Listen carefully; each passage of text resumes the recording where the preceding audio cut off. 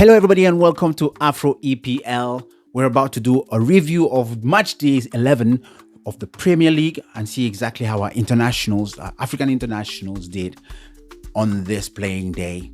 And it has been a jam-packed, full of action weekend and we're going to love this. But before we go any further, I want to take a few minutes just to thank everyone who has been clicking those like buttons, everyone who has been subscribing, because we have just hit 15,000 subscribers. It is a dream. It's like, is this really real? Is this real? What is going on? And I just cannot thank you enough. I cannot thank everyone who has been subscribing. It is humbling how much support I'm getting, and I just want to keep encouraging you to keep clicking that like button. Keep clicking that like button every time you see a video. Put your post notifications on for you to be alert when I post, because the algorithm, of course, is none of our friends, and only by your notifications would you know exactly when AFRO EPL has a new video out. Our next goal is hitting the 20k. Slowly but surely we are growing, and I know with your support we're going to grow even bigger and get even better. First we're starting is with Tottenham against Man United. The early Saturday kickoff. That game ended 2-2, and I've been telling you guys to keep watch of what Ahmad and Mbeumo are doing for United. Guys, they did it again. This time around, an Ahmad assist and a Mbeumo goal. We cannot start the weekend better than having our African internationals having an assist and having a goal. The game ended 2-2. For Tottenham, we had Papa Matasasa, he had a really good game. Now, I don't know exactly how long Kudus is going to be sidelined, but hopefully we'll see him back. But I want to bet you that guy had played so much football already, and knowing how he plays, it is only normal for him to start feeling start getting these injuries. So we pray we see him as soon as possible. I will rate Mbeumo. He was player of the month for the month of October, and it is no surprise that within that month AFRO EPL made him player of the week 2 out of the 4 weeks, so it's only natural. He has been fantastic. So Mbeumo has an 8 for his fantastic goal, a good header. Ahmad has a 7 for his fantastic assist, fantastic little cross to the second post where Mbeumo was waiting to bury it. And we had Papsa for Tottenham. Played average because Tottenham didn't really play too well. It wasn't the best of football games, to be honest with you, so I wouldn't go any further to try to hype it any more than it was. So I will give Papsa a 6. Everton against Fulham was a really good game. The game ended Everton 2, Fulham 0. Gana Gueye, Mr. Consistency, just stepped up his game a little bit with a fantastic goal. So congratulations to Gana Gueye for a really good goal. It was scrappy, but he was there to finish the chance. So we just have to give him his flowers. Gana Gueye had a really good goal. I'll give him an 8 for his goal. I was scared we wouldn't be able to see Mbeumo, but guess what? That African brother turned his injury around and he was present and he played 90 minutes. Very good performance, creating chance after chance after chance. I will give Mbeumo a 7. Iwobi, on the other hand, had a quieter game in the midfield, an average game. So there's not really much that we can report on Iwobi. I'll give Iwobi a 6. Bassi also at defense, very shaky at the start of the game. Throughout the game, the whole of the Fulham defense didn't really settle down and play. So I will be giving Bassi a 6. Beto came in for a couple of minutes, not much impact to the game. I'll give Beto another 5. Sam Chukwueze, our Nigerian brother, played for 30 minutes for Everton. Really came in and just not much of an impact for the game. So I'll also give him a 6. West Ham against Burnley. I had already called this game a 6-pointer from the very onset. So we were already ready for whoever is going to lose this game is going to be in real big trouble. West Ham turned up and had a good game and had a good win. Wan-Bissaka had a really good game on one side, and Malik Diouf had a fantastic game on the other side, shutting out Burnley wingers from really playing at all. So all Burnley had to do was to come down in the middle, which they still couldn't. So West Ham has a good structure right now with the back four. We had the likes of Tuanzebe, who played for Burnley. I'll give him a 6. Hannibal came in for 18 minutes, a real short cameo, not really much of an impact. I will give him also a 6. For Malik Diouf, for his performance was really good. I'll give them a 7.5, and I'll also do the same for Wan-Bissaka, a 7.5. Sunderland against Arsenal. Oh my goodness. Oh my goodness. If wishes were horses. Do you know what? Sunderland are a beast of a team. Sunderland, you don't mess about with Sunderland. Now, if you don't go to the Stadium of Lights, you won't understand exactly how intimidating that place is. First of all, it's up north, so it's grey and wet and dark. And then those people up north know how to support a team. When they create an atmosphere, it's the same like Newcastle. When these guys create an atmosphere in a football pitch or in a football stadium, you feel the impact.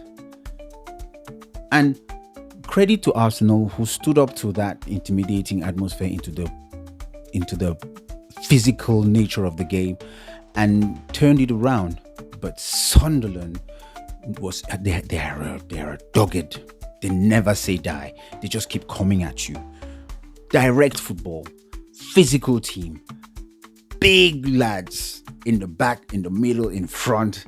And yeah, they were so deserved of that 1 point. And I think it was just a fair result, the 1-1.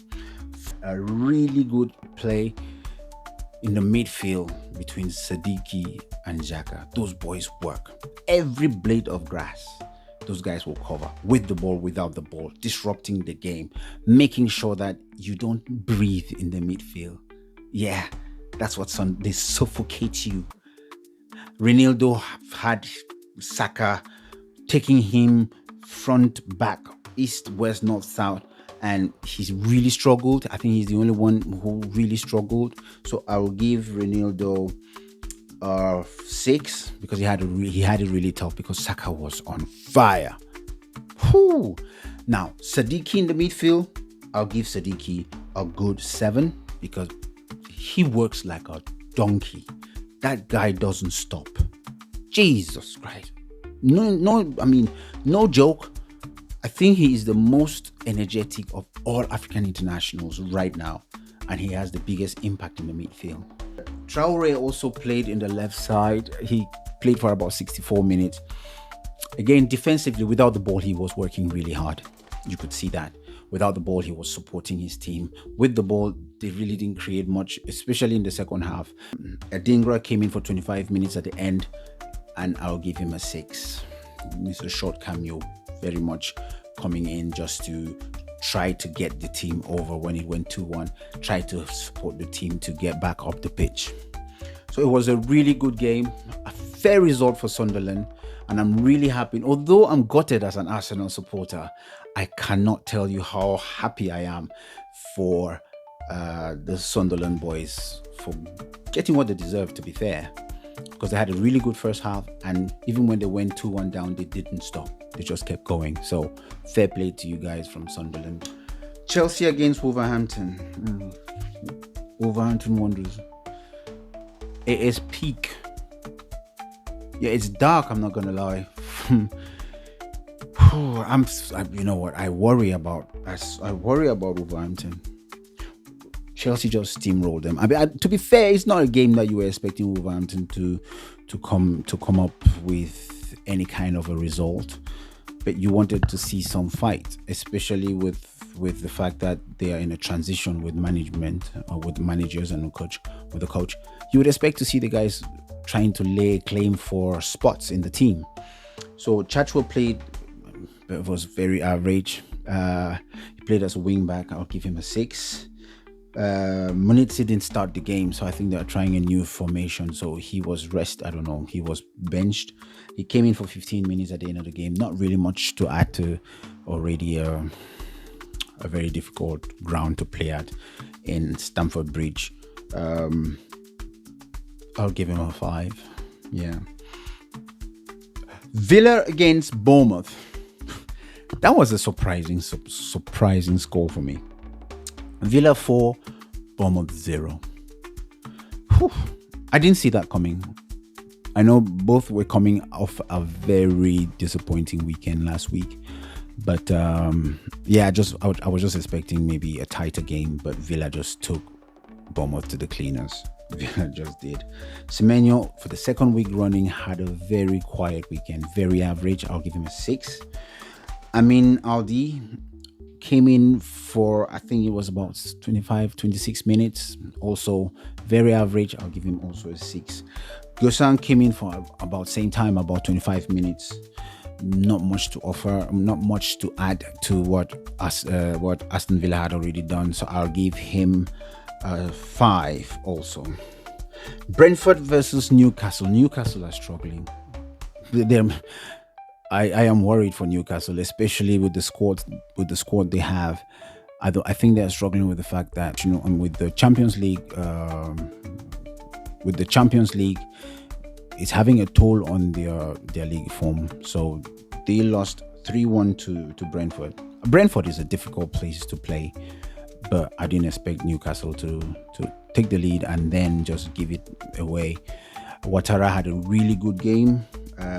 He was really direct, put the Newcastle defense under loads of pressure. I'll give him a 7.5. Crystal Palace against Brighton. That was just a dull game. Nothing happened in that game, to be fair. Nothing. It was just a game that started and then ended. It ended 0-0. And nothing to report about any of our internationals because there was nothing there. Ismail Sarr had a quiet day. Baleba and Minte for Brighton, quiet. So I'll give all of them. I'll just give all of them a 5. Nottingham Forest against Leeds. Guess what? Sangare, boom, in the score sheet. Sangare had a goal, and I think he had one of his best games I've seen him play this year. He was really, really, really energetic in that midfield. He had a really good game. Taiwo Ewani came in for about 30 minutes and had an average game. I will give him a 5. Man City against Brighton. That was the big game for the week. Unfortunately, most of our African internationals on Man City are still injured. Aid Nouri was in the bench. Mamouche was in the bench. At least so they are coming back. So that is good news. Actually, Mamouche played for 15 minutes. So that was really good for us to have them back. Aid Nouri is back on the bench. So hopefully we will be seeing him. Man City are starting to purr. You can see that, and that is ominous for the rest of the league. When you see Man City starting to purr, you can see them starting to go through those gears. It is not good. For Liverpool, Mo Salah, another quiet day. Nothing to write home about. I mean, you can see that he's struggling. He's really struggling with his form. But like I always say, Mo Salah is your man for the moment. Mo Salah will be the man where when things will be really bad, he's going to turn up and he's going to deliver for Liverpool. That is for sure. But for the game yesterday, I will give Mo Salah a 6. Right, so at the end of that day of play, our African internationals had 3 goals and 1 assist. We need to work on those numbers, don't we? But it was a really good game because even though most of them didn't score, the likes of Iliman Ndiaye really had a good game. The likes of Iwobi had a really good game. So we are hoping that we will turn those good games into G&As. And let's keep working like that. For me, the player of the week has to be Sangare. Sangare had a really good game, had a really good goal, worked very hard in his team's victory over Leeds. he just makes Brentford tick. In fact, when Brentford lost the players that Brentford lost, everybody was thinking that they can't rely on players like Sangare. Guess what? He's turning up right now and giving some really good performances. And I would be very, very happy to see that they can stabilize and not be in the relegation fight. And Sangare is playing a big part from the energy that he gives. It was very close between him and the whole of Sunderland team. Sadiki was up there. Traore was up there. So yeah, but I'll give that to Sangare. But let me know your thoughts. Let me know your thoughts in the comment section. Right, that was it for game day 11. Thank you very much again for all your support. Thank you for helping me hit 15,000. The road to 20,000 is right here. Merci beaucoup. Thank you very much. Asante. Bye.